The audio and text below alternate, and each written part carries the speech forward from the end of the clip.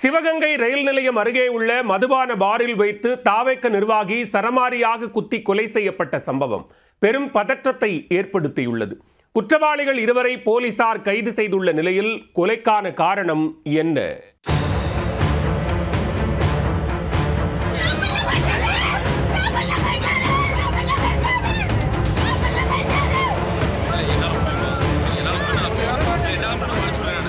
சிவகங்கை அருகே உள்ள பொன்னாம்பட்டி கிராமத்தை சேர்ந்தவர் 26 வயதான நவீன்குமார். இவர் தாவேக்கா கட்சியில் சூரக்குளம் புதுக்கோட்டை ஊராட்சி கிளைக்கழக செயலாளராக இருந்து வந்தார். இந்நிலையில் ரயில் நிலையம் அருகில் உள்ள அரசு மதுபான பாரில் நவீன் மது அருந்துவதற்காக சென்றதாக கூறப்படுகிறது.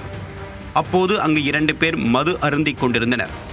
மது போதை தலைக்கேறிய நிலையில் அவர்களுக்கும் நவீனுக்கும் இடையே தகராறு ஏற்பட்டதாக கூறப்படுகிறது. ஏற்கனவே மது போதையில் இருந்த அவர்கள் ஆத்திரத்தில் நவீனுடன் கடும் தகராறில் ஈடுபட்டுள்ளனர். ஒரு கட்டத்தில் அவர்கள் இருவரும் தாங்கள் பைக்கில் வைத்திருந்த கத்தியை எடுத்து நவீனை விரட்டி தாக்கியதாக தெரிகிறது. இதில் படுகாயமடைந்த நவீன் சம்பவ இடத்திலேயே சுருண்டு விழுந்து உயிரிழந்துள்ளார். அதற்கு பிறகு அந்த இருவரும் அங்கிருந்து இருசக்கர வாகனத்தில் ஏறி தப்பிச் சென்றதாக கூறப்படுகிறது. பொன்னாம்பட்டி வழியாக பைக்கில் சென்ற அவர்கள் அங்கிருந்து பொதுமக்களையும் மிரட்டிச் சென்றதாக தெரிகிறது. தகவல் அறிந்து சம்பவ இடத்திற்கு வந்த போலீசார் நவீனின் உடலை கைப்பற்றி உடற்கூராய்விற்காக அரசு மருத்துவக் கல்லூரி மருத்துவமனைக்கு அனுப்பி வைத்தனர்.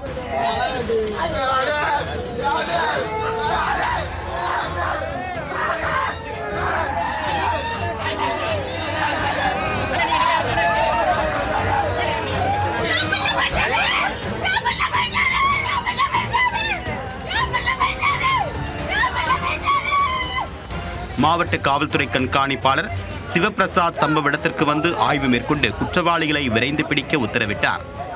தகவல் அறிந்து அங்கு வந்த நவீனின் உறவினர்கள் இந்த மதுபான கடையை ஏற்கனவே அகற்றக்கோரி பலமுறை மனு அளித்தும் எந்த நடவடிக்கையும் எடுக்காததே இந்த சம்பவத்திற்கு காரணம் என்று கூறி காவல்துறையினருடன் வாக்குவாதத்தில் ஈடுபட்டனர். இதனிடையே கொலையாளிகளை பிடிக்க தீவிர தேடுதல் வேட்டையில் இறங்கிய போலீசார் இந்த வழக்கில் 2 பேரை கைது செய்துள்ளனர். புதூர் கிராமத்தை சேர்ந்த மதன்ராஜ், சிவகங்கை போஸ் நகரை சேர்ந்த சரவணன் ஆகியோரை பிடித்திருக்கூடிய போலீசார் அவர்களிடம் தீவிர விசாரணை மேற்கொண்டு வருகின்றனர்.